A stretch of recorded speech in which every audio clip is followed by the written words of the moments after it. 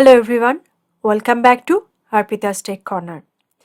In this video, we are going to see the environment of this Microsoft Fabric.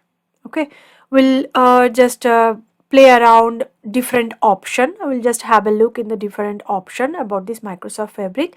Then from my next video onwards, I will do some hands-on experiment.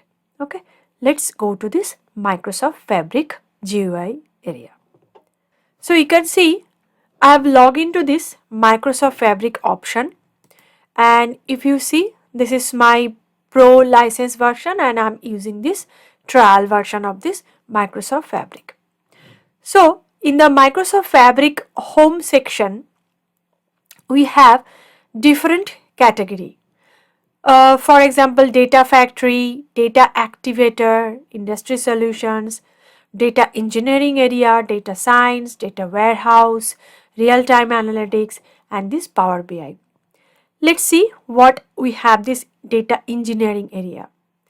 If I click on this, then you will find this Lakehouse notebook. This is the environment, Spark job definition, then this data pipeline, then we can import some notebook, and this is a sample example of this Lakehouse.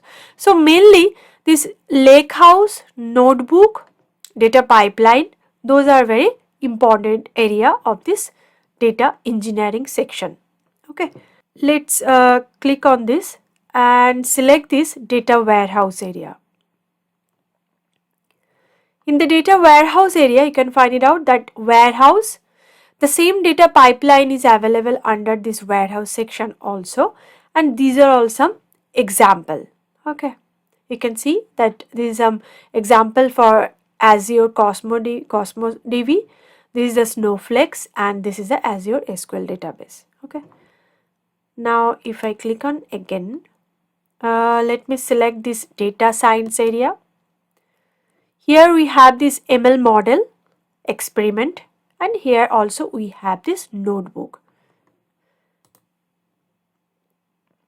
If we go to this data factory area, we have this data flow gen 2 and data pipeline.